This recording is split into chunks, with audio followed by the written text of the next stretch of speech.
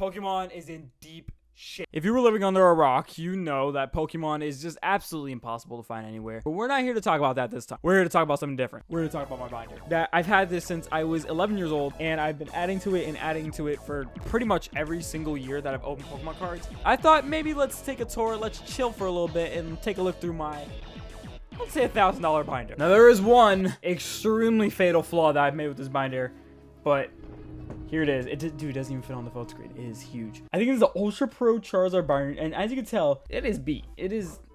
If you go to the back, dude, the rubber band is like hang on thread. The spine, dude, don't even get me started on the spine. Page 1 is my favorite Pokemon. If you did not know, it's Mew. It's Mew and Mewtwo. And this page is worth a pretty penny. If you don't care about value, then obviously this means absolutely nothing to you. But you know, on this channel, we do mention the card value, but nothing beats sentimental value. So page 1, if you can kind of see the top, that is the Mew from Generations, which is Pokemon's 20th anniversary set. This is the Mew from Black and White. This card is super duper cool. And here's the fatal mistake that I made with this binder. This card is absolutely cooked. That is the trend that I see with a lot of these older Black and White cards. Even the X and Y cards, is that they are just absolutely fried. And I get so sad because this card raw, I think this card raw would net you like, you know, maybe 50, 60 bucks. Anyways, moving on to the next page. This is actually the more recent stuff. I think I posted this on my Instagram. If you don't follow my Instagram, Zardelli, it is down below. We do a lot of cool stuff. I sell cards on there. There's actually some super cool cards. I will actually show you one right now. This is one of the cards we're selling. It is a graded PSA 8 Moltres. Super rare, super kind of niche. If you're a big fan of Moltres, definitely consider picking this up. So this is the illustration rares page. Everything here is recent, except for this, which I got from the same Generations Radiant Collection box. It was this Pikachu. I think right now it's actually worth a pretty penny. I haven't looked up any of the values for some of these, but dude, I know how prices can climb. And then I have another spare page for nothing. This is illustration rares, holo rares, full arts, anything that you can kind of set your mind on. Absolutely beautiful page. It has some of my most favorite Pokemon. So the Darkrai. So there's the Darkrai right there, which is absolutely just a beautiful card. Simisear V-Star. So all from Crown Zenith. I cannot stress enough how good Crown Zenith is. If you have not seen the Crown Zenith pulls, go watch my video on Crown Zenith because it's absolutely amazing. It is a beautiful, amazing set. So Crown Zenith, we got a lot of old X and Y. So my favorite sets are the older X and Y ones. Black and White, X and Y. I really like Flashfire. I like Breakthrough because it had Mewtwo, but I really like Breakthrough. A lot of the older ones. This is from, I think it's from Bounty's Cross if I remember. But this is a really cool card. I traded it for a friend. Sylveon V from Evolving Skies. We also have the gold. We have our Charizard. We have a Dragonite. We have a bunch of like gold cards. Some shiny cards too, some Mega Blastoise since Megas are back, and Mega Decidueye. Huh? That is not, yo, he does not exist. We have a little bit of newer ones right here. And then we have one quick page of just shinies. So a lot of baby shinies. So I have 2 Voltorbs, 2 Sandseas. I really like Frostmoth, Mandrift, you know, all the like kind of smaller shinies. And then after, the full arts. So I actually have reasoning to why it's kind of spaced like this. So I like to complete sets. That is kind of like my thing with Pokemon cards. Everyone has a thing. Some people like slabs. Some people like just collecting full arts. I like collecting sets of cards. There is a Friends in Hisui set. I'm gonna pull it up right now. So all of them I've listed right here on TCG Player. So this is the most recent one, Friends in Paldea, which just came out from Prismatic Evolutions. I'm never getting my hands on Prismatic Evolution, so we're just gonna buy that. But it has, it has the trainer. It has Penny, Arven, Nemona. Super cute card. I honestly love these cards because it has so many characters. I did buy this. Gen 4 is my favorite generation, so honestly, this was probably my favorite one of all of them. And then the Friends in Hisui we don't have. Wait, do we have the Friends in Hisui? Yeah. And then the second one I bought is the Friends in Hisui from Crown Zenith, which is also a beautiful card.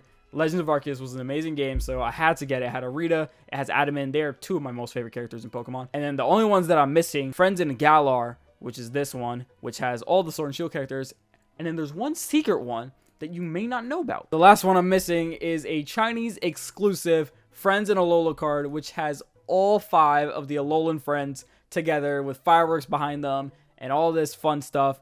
And it is probably the best looking one. The only one listed in Chinese I'm not even going to say this number. You don't have to just get it in that language, though. You can get it in simplified Chinese, which is a lot cheaper. It's about $30. I found one for $10 just now, so that's pretty cool. This is the only card out of the whole set that has not come out in English, which I find really crazy. I'm waiting for it to come in English because I would want all of them in English. I'll replace the other one that's not in English, but I really want the whole set in English. This is the only one that's not in English. But we also have the Adamant card right here, which I was talking about. I really like the Hisuian people, so I want the Irida right here. And on this page, it's kind of just like the full arts that I pulled that I don't really care about. Like, dude, who really cares about Kofu? So the next few pages is actually a bunch of GXs. They may not look like they hold a lot of value because they don't. They don't hold much monetary value. Most of these are like $2 cards. But I have stacked up a collection of GX, old EX, just tons and tons of them.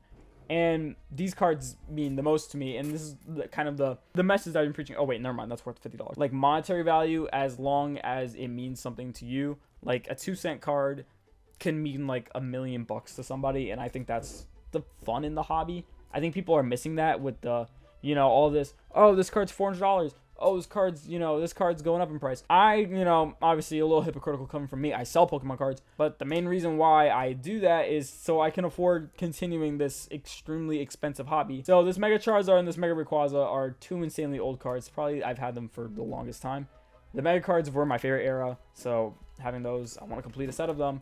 And then over here is Vintage.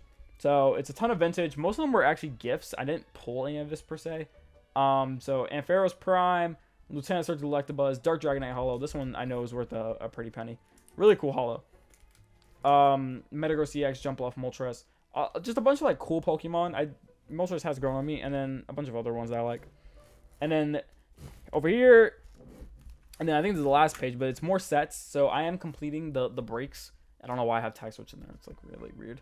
I am completing the breaks. I actually really did like the breaks. And then also this one. Okay, this is probably the coolest one. It is a Generations art set from a box. I guess the best way to explain this is like Dialga, Palkia, White Kyurem, Black Kyurem, Latios, Zekrom. So that was this binder. Honestly, I will probably never move these cards out of this binder just because of how much it means to me. This is my personal collection. Everyone has one. This is the one that just means the most. Let's get this out of here. Now, I forgot my ace in the hole. Oh, yeah, baby. Gengar VMAX. I will talk about this card till the day that I die. I do not care. Gengar VMAX. It's a 9. Just ignore that. Just ignore that for like 2 seconds. But this is my baby. This is my coveted. This is my GOAT. Gengar VMAX. This card is just so beautiful. It was off-centered. I did look at it. Comment down below what grade you'd give this because I got a freaking 9. I do have a story for this card, so I did get it from a friend that he bought me some Fusion Strike when Fusion Strike was like actually gettable and was in stores easily, super easy. So we got Fusion Strike, and I pulled this, and I pulled the Blaziken VMAX full art as well, which I have, I think, in that box. But all of that was pretty much him, and he got me this, and I've kept it with me ever since. I've never traded it, I've never sold it, because this card means too much to me, and it's also a beautiful art. It is such a coveted card. People want this. This card has absolutely exploded in price. It went from $300 for when I pulled it, and it's about a $700 card now. So it makes me feel good that I'm carrying such an expensive card. I will flex this the day that I die, and you could also flex your crazy cards if you click this video right here where I show you how I got Pokemon cards in this insane market.